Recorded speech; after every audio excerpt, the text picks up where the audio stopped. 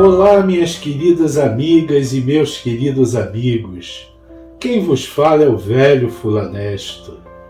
Hoje é dia de contos sobrenaturais famosos. Então, apaguem as luzes, peguem um lanchinho e preparem-se para ouvir um mestre do sobrenatural. São Petersburgo é uma cidade portuária russa situada às margens do Mar Báltico. Ela foi capital imperial por 2 séculos, tendo sido fundada em 1703 por Pedro o Grande. Lá se encontra a emblemática estátua do Cavaleiro de Bronze. São Petersburgo continua sendo o centro cultural da Rússia, com locais como o ultramoderno Teatro Mariinsky, com ópera e balé, e o Museu Russo, que expõe a arte russa desde pinturas de ícones ortodoxos até obras de Kandinsky. Alexandre Aksakov viveu em São Petersburgo, nasceu em 27 de maio de 1832 e faleceu em 4 de janeiro de 1903. Foi um diplomata russo, conselheiro de Alexandre III, imperador da Rússia, era filósofo, jornalista, tradutor, editor e grande pesquisador dos fenômenos espíritas durante o século XIX. Brindou-nos com a obra-prima dos contos de terror de sua época, intitulado O Estranho Caso de Émile Saget. Após narrar o conto de Alexandre Aksakov, narrarei um conto de autor desconhecido do século XIX, intitulado O Fantasma de Valpo. Segundo consta, é uma história verídica. Por favor, pare o que estiver fazendo, sente-se confortavelmente, feche seus olhos e se imagine caminhando pelas ruas de São Petersburgo em 1903. Você é um personagem oculto da história. O Estranho Caso de Émile Saget. Alexandre Aksakov, 1832-1903. Tradução de autor desconhecido. Em 1845, existia na Livônia, e ainda existe, a 30 milhas de Riga e a 1,5 léguas da pequena cidade de Volmar, um instituto para moças nobres, o pensionato Neuvelk. Nessa época, o diretor era um certo Embush. O número de pensionistas, quase todas de famílias nobres livonianas, era de 42. Entre elas, achava-se a segunda filha do barão Gilderstub, de 13 anos. Entre as professoras existia uma francesa, de nome Émile Saget, nascida em Dijon. Tinha o tipo do norte, forte, de olhos muito claros e cabelos castanhos. Era fina e um pouco mais alta que o tipo médio, amável, doce, alegre, mas um pouco tímida e de temperamento nervoso e um tanto excitável. Sua saúde era ordinariamente boa e durante o tempo, 1 ano e meio, que passou em Neuvelk, não teve senão 1 ou 2 indisposições ligeiras. Era inteligente e de perfeita educação, tendo os diretores se mostrado completamente satisfeitos com suas aptidões e sua maneira de educar durante todo o tempo de sua permanência no colégio. Tinha 32 anos. Poucas semanas depois de sua chegada, singulares preocupações começaram a ter lugar entre as alunas, Quando uma dizia ter visto Madame Saget em tal parte do estabelecimento, outra garantia tê-la encontrado na mesma ocasião em outro lugar, dizendo: Não, não pode ser. Acabo de cruzar com ela na escada. No princípio, acreditou-se em enganos. Mas como o fato não deixava de se reproduzir, as moças começaram a achar o caso muito esquisito e, por fim, o relataram às demais professoras. Estas, por ignorância ou preconceito, diziam que não havia nada demais, que não podia ser como as moças diziam, e que não davam importância às versões correntes.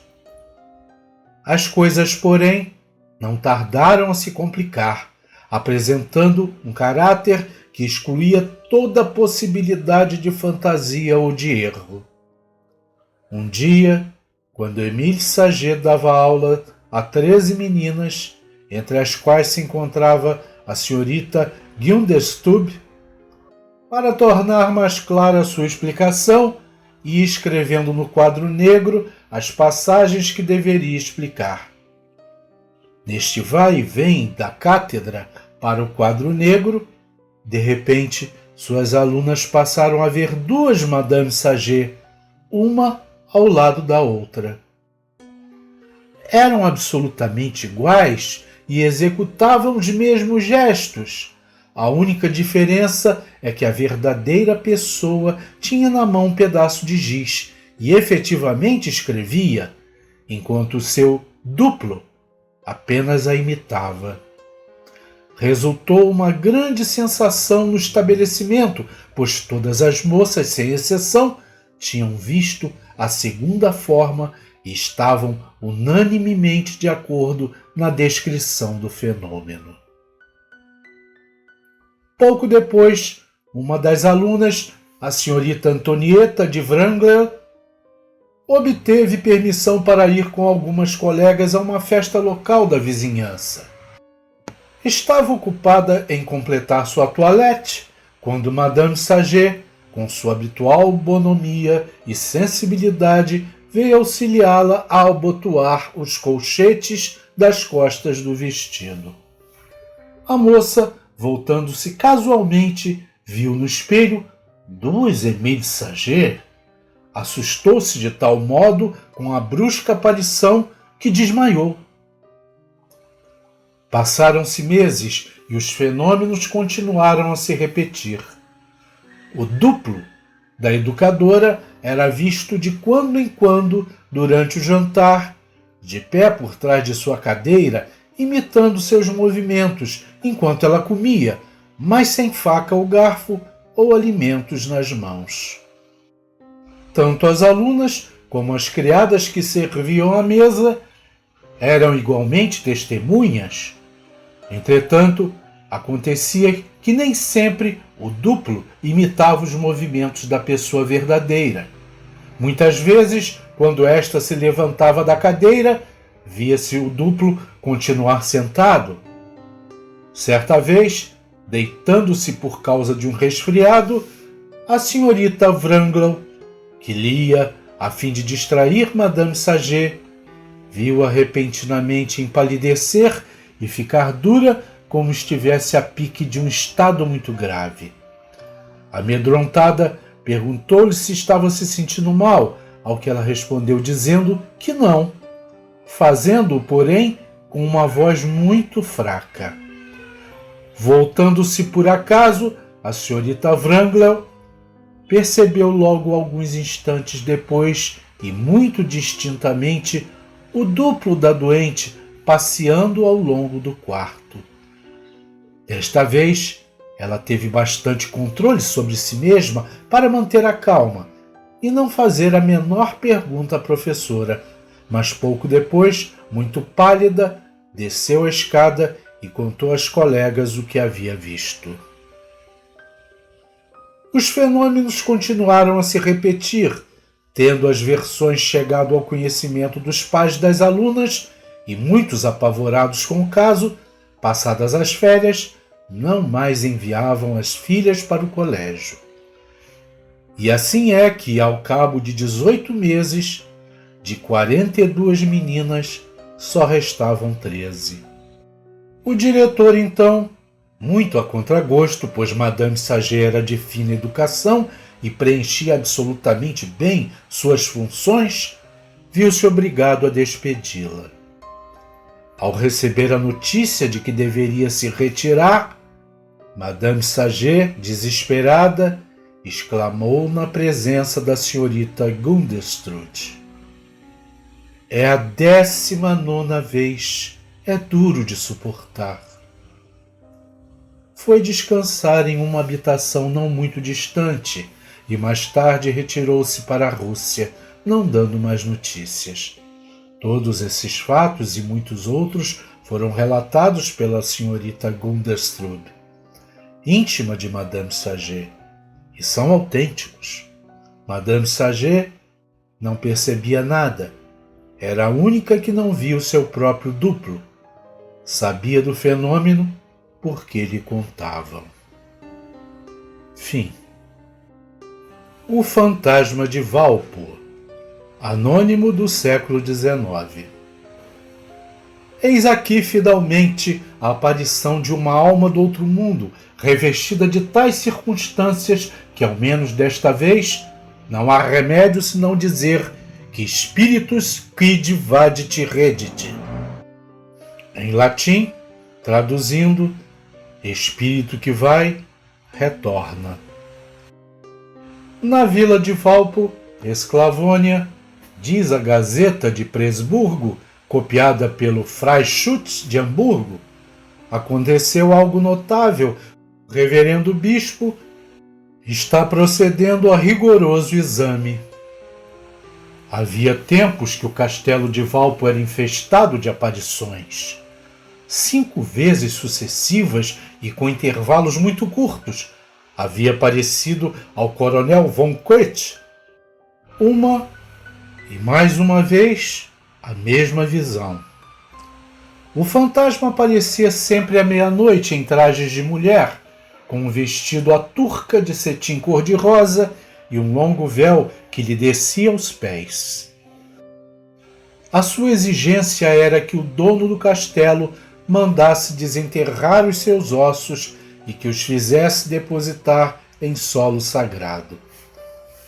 Com isto, designava o local em que o cadáver tinha sido enterrado, dizia onde havia sido assassinada a pessoa a quem o dito cadáver pertencia e concluía dizendo que mais vezes se tinha apresentado a diferentes pessoas, mas que a nenhuma tinha podido dizer o que queria, porque todas elas fugiam.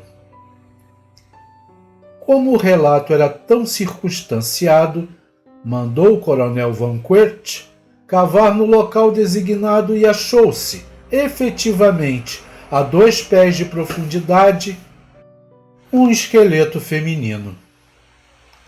No dia 14 de dezembro passado, foi o esqueleto depositado na capela do castelo.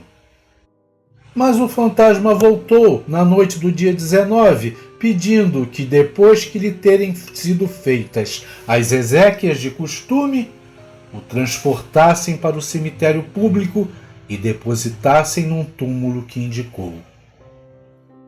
Assim se cumpriu. O fantasma voltou mais uma vez para agradecer este notável serviço e nunca mais reapareceu. Este fato acha-se confirmado com atestados das autoridades territoriais. Fim. Obrigado por assistir. Se gostaram, deixem seu like, compartilhem com os amigos e familiares. Se inscrevam no canal e sejam membros do canal Sr. Fulanesto. Há muitas vantagens para quem é membro.